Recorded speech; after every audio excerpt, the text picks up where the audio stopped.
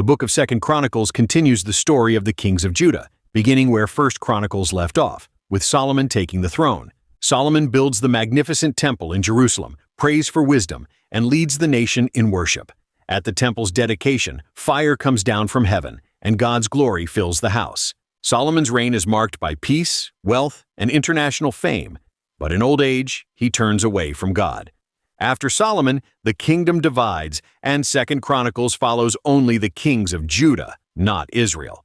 Rehoboam rejects wise counsel, causing the northern tribes to rebel. Abijah wins a miraculous battle by trusting in God. Asa leads reforms and removes idols, but later relies on foreign alliances instead of the Lord. Jehoshaphat walks with God and defeats enemies through worship and prayer. Then comes Jehoram, who kills his brothers and dies in disgrace. Ahaziah follows wickedness and is quickly overthrown. Queen Athaliah seizes the throne, but the child Joash is rescued and crowned king 7 years later.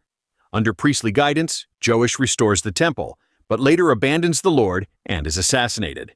Amaziah begins well but turns to foreign gods. Uzziah prospers, but pride leads to his downfall. Jotham does right, but the people remain corrupt. Ahaz embraces idolatry and closes the temple. Then comes Hezekiah, faithful, bold, and prayerful. He reopens the temple, restores worship, and trusts God against overwhelming enemies. But his son Manasseh becomes the most wicked king, until he repents in exile and turns back to God.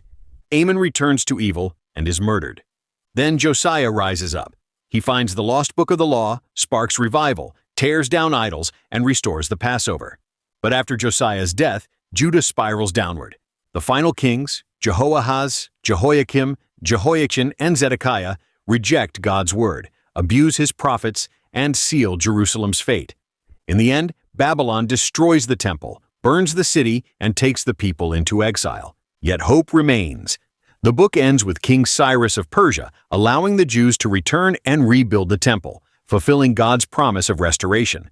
Want more? Click the link below for a full reading of 2nd Chronicles.